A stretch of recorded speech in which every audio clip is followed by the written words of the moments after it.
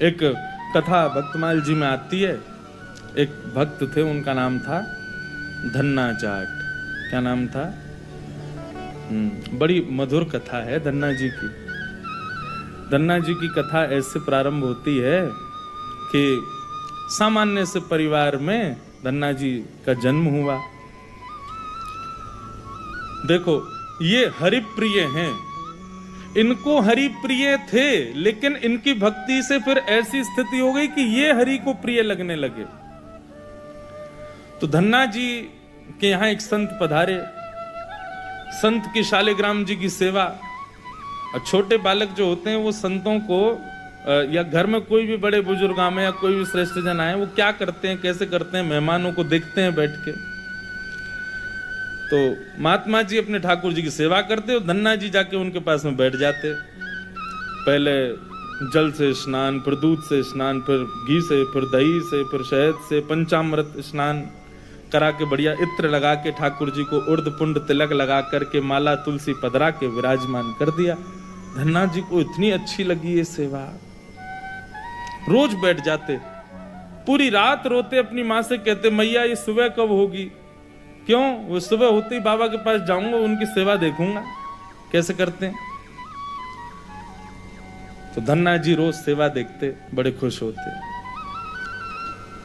जैसे महात्मा का जाने का समय आया, धन्ना जी बिखर गए। कहां जा रहे हो आप? बोले बेटा अब हो गई हमारी सेवा पूरी, अब हम जा रहे हैं, फिर आएंगे कुछ साल बाद। धन्ना जी बोले तो आप चले जाओ, इनको छोड़ जाओ यहीं पे, ये ठाकुर जी यहीं रहे आए, मैं इनकी सेवा करूंगा। बाबा बोले अरे तुम छोटे बालक हो, तुमसे सेवा बनेगी नहीं बेटा, तुम जिद मत करो। धन्ना जी तो रोने लगे, बोले नहीं मैं सेवा करूंगा, मुझे तो ये चाहिए। जैसे कोई वस्तु के लिए बालक जिद करता है, ऐसे धन्ना जी ठाकुर जी के लिए जिद करने लगे। माता पिता परेशान, महात्मा अलग परेशान, क्या करें। और इतना रोवे कि महाराज पूरा घर अधर कर दिया, मोहल्ले वाले तक इकट्ठे हो गए। क्या हो गया? बोले धन्ना जी के महात्मा जी जा रहे हैं, उनके ठाकुर जी मांग रहा है धन्ना। अब किसी में ये हिम्मत भी नहीं कि महात्मा सिंह कहते दे जाओ। और कोई वस्तु हो तो ये भी कह देते हैं लोग, दे जाओ चलो हम दूसरी दे देंगे। ठाकुर जी की बात है भैया, कोई अपनी सेवा कैसे दे सकता है। धन्ना जी इतने रोए, सिर पटक पटक के रोने लगे छोटे बालक। महात्मा बोले बड़ी विडंबना, ठाकुर जी रक्षा करो, क्या करें। इतने महात्मा बाहर गए और गोल गोल काले से दिखने वाला एक पत्थर उठा लाए, उसमें बढ़िया घी भी लगा करके और इत्र लगा के सुगंधित कर दिया, उर्द पुंड तिलक लगा दिया ठाकुर जी जैसा। और अपने ठाकुर जी तो नीचे एक छोटे सिंहासन पर विराजमान कर दिए और बड़े सिंहासन पर वो पत्थर लाके रख दिया और बढ़िया सजा के। धन्ना रो रहे थे, उठा के गोद में ला, देख देख देख तेरे ठाकुर जी आगे देख। धन्ना जी जैसी मंदिर में, धन्ना जी की दृष्टि तो उन्हीं के ठाकुर जी पे, यही चाहिए। महात्मा बोले लाला देख, ऊपर सिंहासन पर बड़े ठाकुर जी बैठे और नीचे छोटे ठाकुर जी बैठे। वो बड़े वाले जो हैं वो तो हैं राजा ठाकुर, और ये छोटे वाले जो नीचे बैठे हैं ना, ये सिपाही ठाकुर। अब बता, मुझे तो राजा ठाकुर ज्यादा बढ़िया लग रहा है, मैं तो उनको ले जाऊंगा, लेकिन फिर याद रहियो जब जब मैं आऊंगा तब तब मेरे ठाकुर जी ऊपर बैठेंगे और तेरे वाले नीचे बैठेंगे, क्योंकि तू सिपाही ठाकुर जी मांग रहा है और मेरे ठाकुर जी तो राजा ठाकुर हैं। अब बालक को उस भाव से समझाया तो धन्ना जाट नहीं, मैं तो राजा ठाकुर लूंगा, आप ले जाओ सिपाही को। सिपाही ठाकुर जी के रूप में उनके निज ठाकुर जी थे। बाबा बोले अब ठीक है। घर वालों ने भी प्रणाम किया, जय हो महाराज जी, बड़ी आपने बुद्धि युक्ति लगाई। सबको लगा कि कंटक छूट गया, लेकिन यहां तो अब भक्ति प्रारंभ हुई थी धन्ना जी की। देखो, ठाकुर जी की सेवा के लिए जो व्यवस्था की प्रतीक्षा करते हैं, ठाकुर जी की सेवा के लिए अनुकूल समय की प्रतीक्षा करते हैं, उन लोगों के लिए प्रमाण है ये कथा। बाकी सेवा तो बाद की बात है। ठाकुर जी भी असली नहीं थे धन्ना जी के, सामान्य पत्थर था और धन्ना जी उनकी सेवा करते। रात भर मैया से कहते मैया पूजा की सामग्री मंगाओ ना, मुझे ठाकुर जी की सेवा करनी है। मैया कहती सुबह मंगा दूंगी, सुबह पीछे पड़ जाते, शाम को मंगा दूंगी, शाम को पीछे पड़ जाते, सुबह मंगा दूंगी, रोज टाल देती। एक दिन धन्ना जी अनशन पे बैठ गए, नन्हे से, भोजन नहीं करें, दूध नहीं पीवे, पानी नहीं पीवे। अब तो ये कि रात में सोए भी नहीं, मैया से बस ये कहें पूजा की सामग्री मंगाओ, पूजा की सामग्री मंगाओ। मां ने सहज भाव से कह दिया तेरे ठाकुर जी और तू इनका सेवक, सामग्री मैं क्यों लाऊं, अपने आप कर व्यवस्था। धन्ना जी निकल पड़े। महाराज पुष्प लियाए तोड़ करके, तुलसी लियाए, बढ़िया सुंदर माला बना ली। नन्हे से बालक जैसी उनको जैसे खेल खेल में सेवा करते वैसी सेवा करते थे। ठाकुर जी को तिलक लगाना है, कहां से तिलक लावे, तो बाहर गए, एक ईंट फूटी पड़ी थी लाल लाल, उसी ईंट को लाए, पानी में घोल घोल के घिस घिस के उसी से तिलक बना दिया। ईंट को घिस करके उसका तिलक श्री ठाकुर जी को लगाया। ऐसी सेवा करने लगे, अपने संगी रखें, अपने संगी सुलामें, संगी मतलब खेल खेल की सेवा थी केवल। घर वालों को लगता था कि भैया दुनिया के लोग खिलौने से खेलते हैं, हमारा धन्ना जो है ये पत्थर को ही भगवान समझ के खिलौना इनसे ही खेल रहा है, बड़ा होगा तो बुद्धि आ जाएगी। परंतु किसी को क्या पता था कि भैया ऐसा भक्ति का बीज पिरो दिया है धन्ना जी के हृदय में। धन्ना जी भोग लगाते और भोग लगाने के बाद में पर्दा लगा करके वहीं बैठ जाते और बैठ करके प्रतीक्षा करते कि ठाकुर जी पा रहे होंगे। फिर धीरे से पर्दा हटा के देखते, अच्छा अभी पाई नहीं, ठीक है, फिर बैठ जाते, फिर प्रतीक्षा करते कब पाएंगे। खूब देर हो गई, नहीं पाई तो ठाकुर जी से बोले आप रोज भोजन अधूरा छोड़ देते हो। मैं भोजन अधूरा छोड़ देता हूं, मेरी मैया मुझे बहुत मारती है, लेकिन महात्मा जी मुझे ये बता के नहीं गए कि वो मैं आपके संग कर सकता हूं कि नहीं। मेरी मैया तो मुझे बहुत मारती है, लेकिन पता नहीं मैं कर सकता हूं कि नहीं। धन्ना जी के उस प्रिय भाव, भक्ति भाव पर ठाकुर जी रीझने लगे। एक दिन तो धन्ना जी हट करके बैठ गए, यदि आपने नहीं पाया तो मैं भी नहीं पाऊंगा।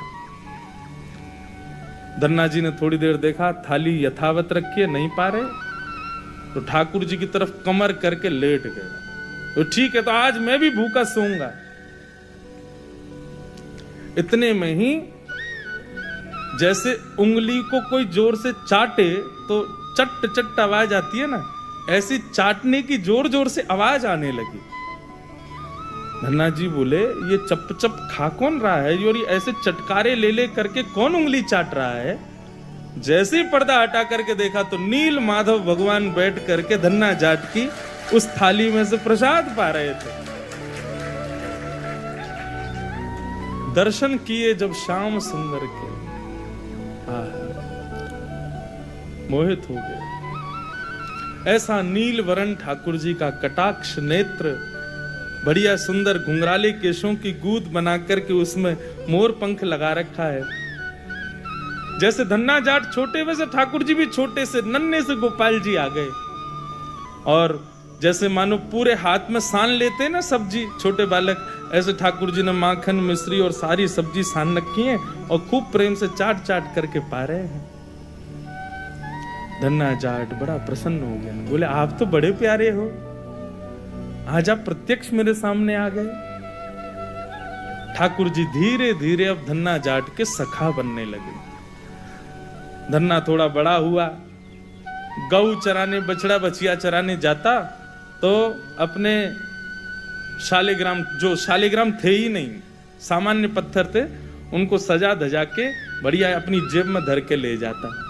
रास्ता भर उनसे बात करता, नीचे वृक्ष के नीचे बैठ करके ठाकुर जी, अब कोई नहीं है ठाकुर जी प्रकट हो जाओ, तो ठाकुर जी प्रकट हो जाते, धन्ना के साथ प्रेम से पाते। बंधुओं देखो इस कथा से क्या समझ में आ रहा है, धन्ना जी के भीतर ऐसा कौन सा गुण है जिस पर ठाकुर जी रीझ रहे हैं। दीनता। कल हमने एक सूत्र लिया था भक्ति में, अविचार। भगवत भक्ति में विचार नहीं करना है। धन्ना जी उन्हीं ठाकुर जी को लेकर के चले गए। ठाकुर जी आज बोले धन्ना तू तो मेरी बड़ी सेवा करे, पर मेरो भी मन करे कि मैं भी तेरी सेवा करूं। सब लोग इधर देखो, कथा सुनो। धन्ना जी बोले, ठाकुर जी ये उचित नहीं है, आप भगवान हो, आप एक ईश्वर तत्व हो, आपकी सेवा हम करें अच्छा लगता है, पर आप हमारी सेवा करो ये कहां की शोभा है। ठाकुर जी बोले, नहीं धन्ना, हम तो तुम्हारी सेवा करेंगे, हमें बताओ हम क्या करें। और भैया ये भक्त भगवान वाली बात थोड़ी है, यहां तो सखा हैं, आप हमारे सखा हो, हम आपके सखा। सखा तो आपस में मिल बांट के सब काम करें। बता भैया धन्ना, हम क्या करें। धन्ना जाट बोले, तो फिर एक काम करो, आप हमारी गैया चराओ। ठाकुर जी बोले, ये तो हमारे जन्म जन्म को काम है, ये तो हम बड़ी निपुणता से करेंगे। और बंधुओं यही होता, धन्ना जाट अपने घर से गैया लेके जाता और वन में जाकर के ठाकुर जी को जैसे ही बाहर पधराता, इतने में वृक्ष के पीछे से ठाकुर जी आ जाते और ठाकुर जी कहते, धन्ना अब तू जाके आराम कर, हम गैया चरा देंगे। और सारी गैया ठाकुर जी चराते। शाम का समय जब होता तब धन्ना जी जाते और जाके ठाकुर जी को दोबारा अपनी जेब में रख के गैया लेके आ जाते। एक दिन वो महात्मा आ गए जो धन्ना जी को वो पत्थर दे के गए थे। जैसे ही घर पे आए तो धन्ना जी लेटे थे। महात्मा आके बोले, और बताओ भाई धन्ना, सब ठीक? अरे गुरुजी आए, गुरुजी जय हो, गुरुजी प्रणाम आपके चरणों में। और बताओ वो कहाँ हैं तुम्हारे राजा भगवान? बोले, भगवान तो गैया चरावे गए हैं अभी, ये समय तो गैया चराने का है ना, गैया चरावे जामे वो रोज। महात्मा बोले, देखो कुछ भी बोलता है, ये अभी बालक ही है, छोटा ही है अभी। माता पिता ही बोले, कहाँ बताएं, ऐसी है कि सोचे गैया ने छोड़ आवे, पता ना कहाँ शाम को ले आवे उन्हें। अरे गुरुजी ये लोग मानते नहीं है मेरी बात। गुरुजी बोले, तो फिर वो शिला कहाँ है जो हमने तुमको दी थी? बोले, उन्हीं की तो कह रहा हूं गुरुजी, वो गैया चराने गए। गुरुजी बोले, ये तो कुछ भी कह रहा है। नहीं गुरुजी आप विराजो, मैं आपको एक एक बात बताऊं। और उसने सारी बातें बताई, ठाकुर जी कैसे चटकारे लेके भोजन करते हैं, क्या क्या उससे बातें करते हैं, कैसे उसके संग खेलते हैं, कैसे उसकी पिद्दी पे चढ़ जाते हैं, वो ठाकुर जी की पिद्दी पे चढ़ जाता है। ऐसा मधुर भाव वो प्रस्तुत करे और गुरुजी बैठ के सुनते जाएं। बोले कि इतनी बड़ी बड़ी बातें झूठ में तो नहीं बोल सकता। बोले, गुरुजी मुझे पता है, माता पिता की तरह आप भी मुझ पे भरोसा नहीं कर रहे हो, आपको नहीं विश्वास, चलो मैं दिखाऊं आपको। अभी मेरे ठाकुर जी गैया चरा रहे हैं। गुरुजी को लेकर के वन में गया तो वन में गैयाएं चर रही थी। बोले, कहाँ है तेरे ठाकुर जी? अरे देखो वो दोहरी गैया के पीछे पीछे हाँक रहे हैं, वाकू पीछे पीछे चल रहे हैं वाक्य, देखो ठाकुर जी दिख तो रहे। गुरुजी बोले, हमको नहीं दिख रहे।